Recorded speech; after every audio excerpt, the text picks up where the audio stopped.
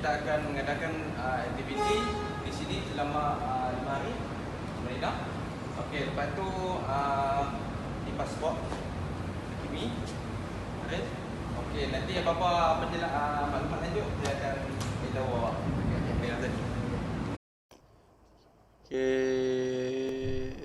Okey, video tadi telah menunjukkan situasi di mana jemaah telah tiba di lapangan terbang antarabangsa King Abdul Aziz.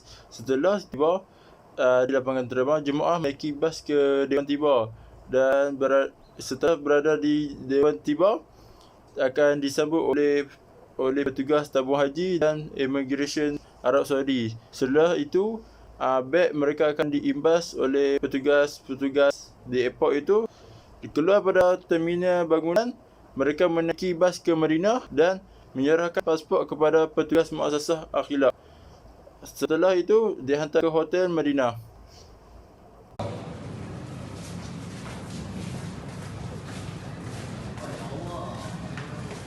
Assalamualaikum.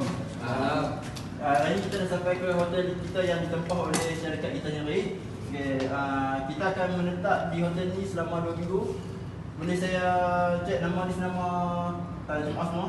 Muhammad Saifullah. Muhammad Hakimi.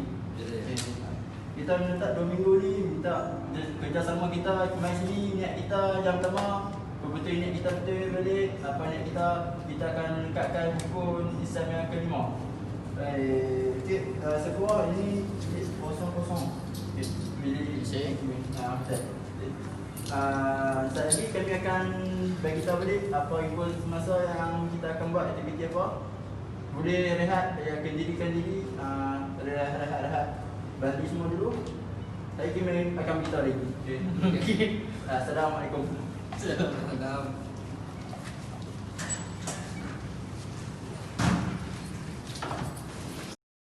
Okey, yang seterusnya jemaah akan ditempatkan di Madinah. Di Madinah, tabung haji telah menetapkan 3 zon.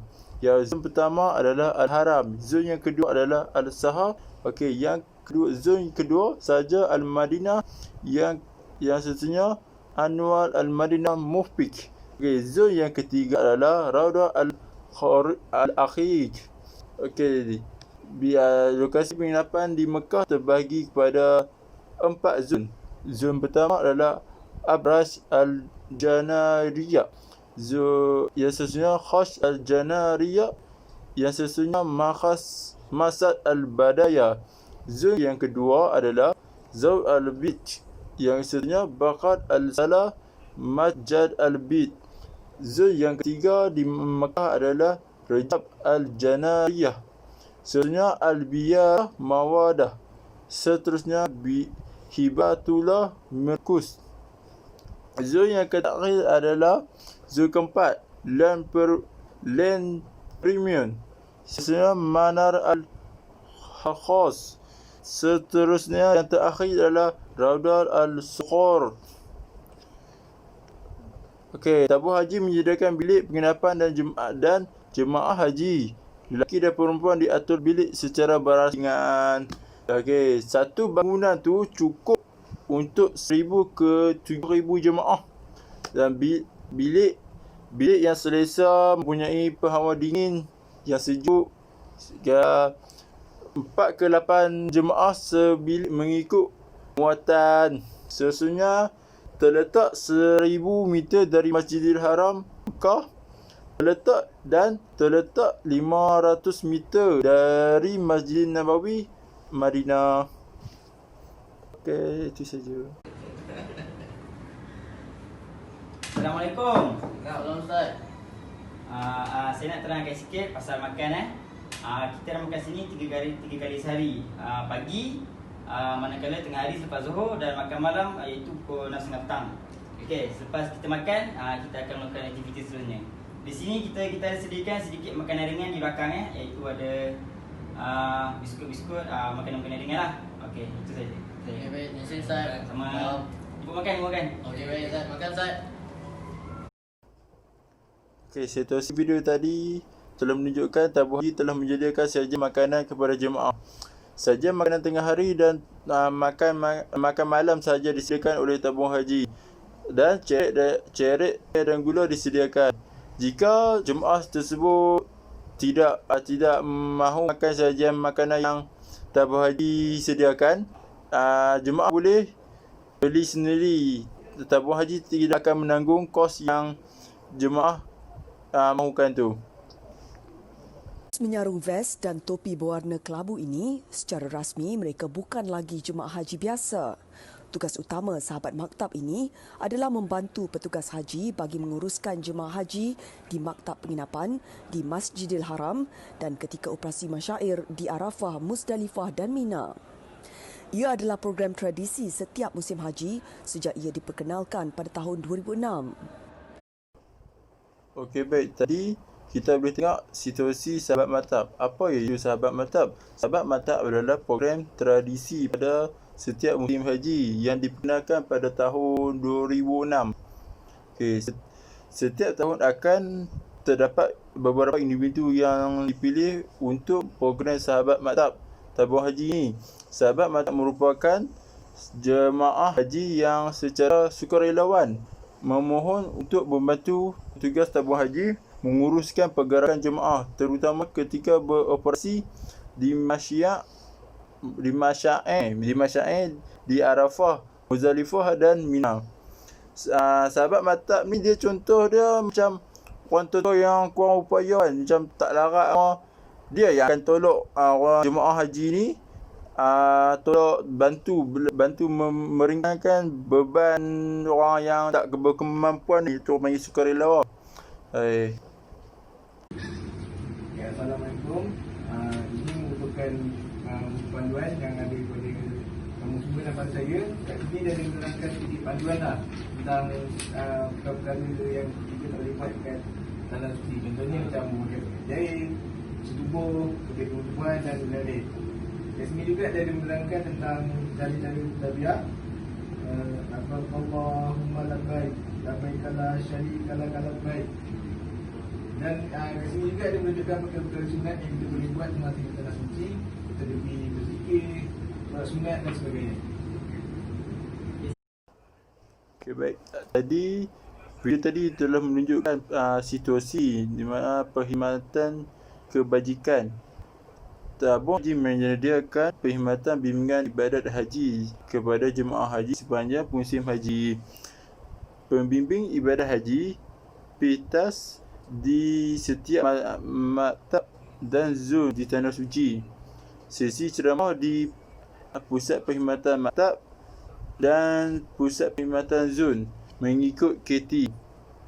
Jika seseorang tu tak faham satu benda tu, tabung haji telah menyediakan pakar rujuk ibadat di Ibu Pejabat Tabung Haji Mekah dan juga semua jemaah perlu menghadiri semua program bimbingan pusat perkhidmatan maktab dan pusat perkhidmatan zon supaya jemaah ni tak sesat dan jemaah ni tak boleh dapat tahu benda yang dia tak tahu, dia boleh tahu benda yang tu. Assalamualaikum Haji. Salam. Macam mana keadaan sekarang? Alhamdulillah. Sihat? Sihat. Kurang sikit kan? Kurang sikit.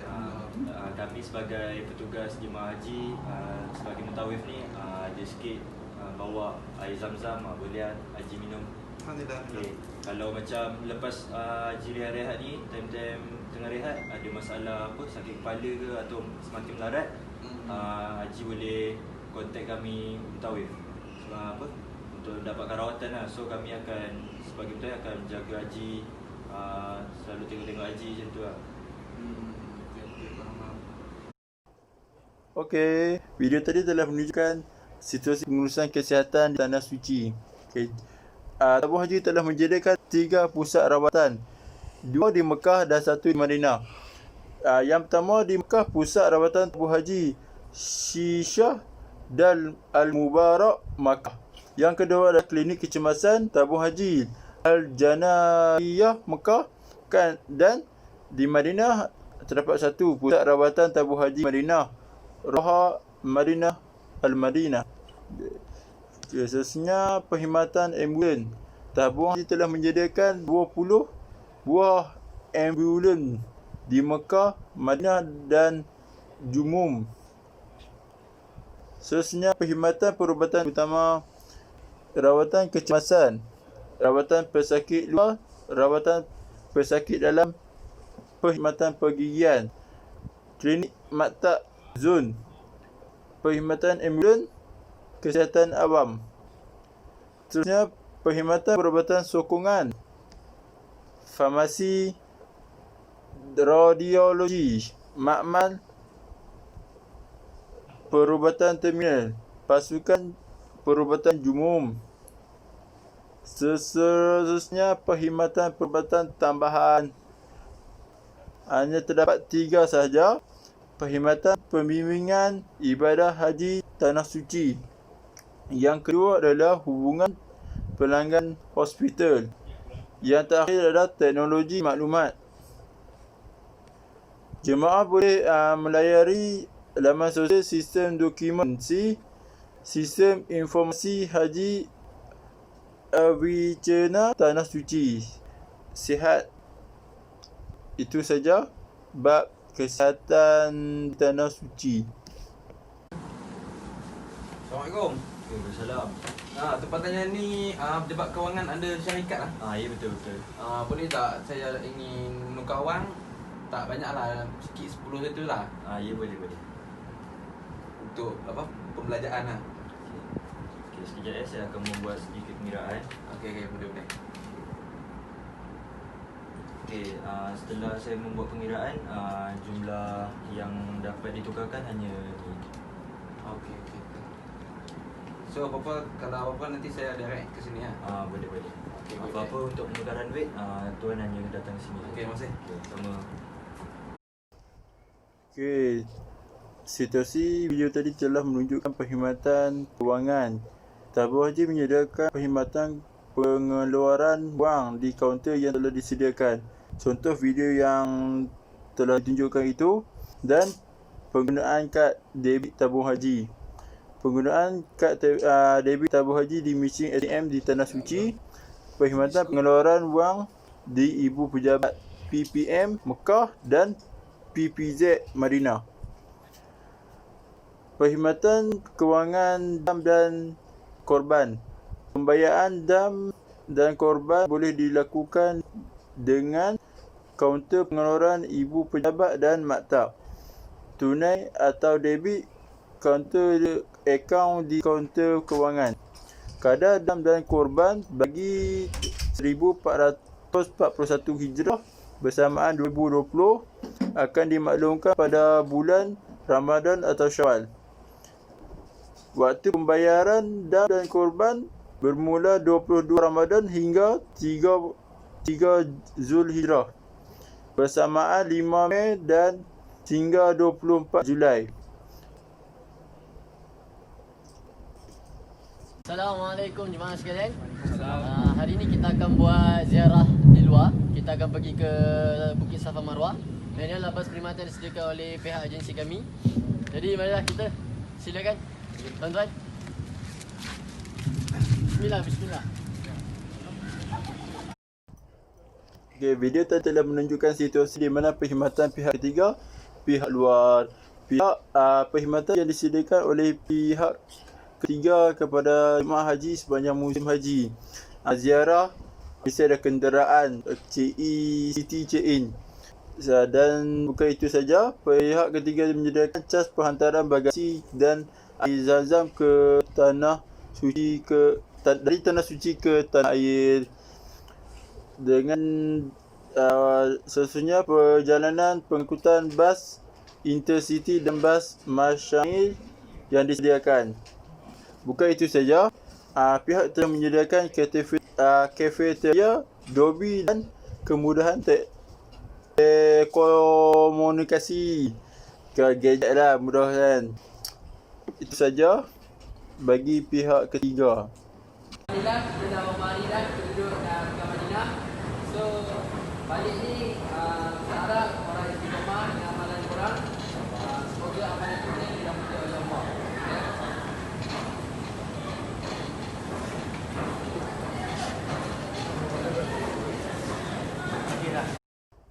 Okey, yang terakhir adalah tadi kita boleh tengok video situasi keberangkatan pulang. Okey. Bakal haji perlu mematuhi peraturan bagasi yang telah ditetapkan oleh pihak tabung haji sendiri. Had berat 30 kg, maksimum 2 beg sahaja bagi setiap orang. Okey, seorang boleh hanya 2 beg saja dan hadnya tak boleh lebih pada 30 kg. Okey, had berat beg beroda yang dibenarkan masuk ke dalam pesawat adalah had berat hanya 5 kg, kain baju saja. Buah tangan tak boleh masuk. Kira dalam beg ni perlu 5 kg saja. Buah tangan tak boleh masuk. Macam tu.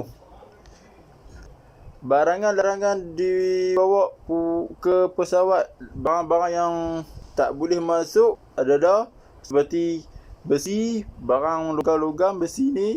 Yang kedua adalah barang yang mudah terbakar.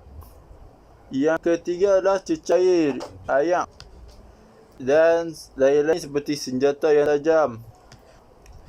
Pergerakan jemaah haji semasa ketibaan Tanah Suci.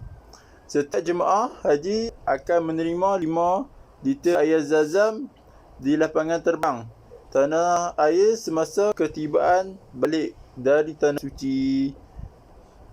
Itu saja daripada saya. Sekian, terima kasih. Assalamualaikum. Hadirku sebagai Apa? Duyufur Rahman. Kembaliku dengan kemabruran. Pas palang itu tadi.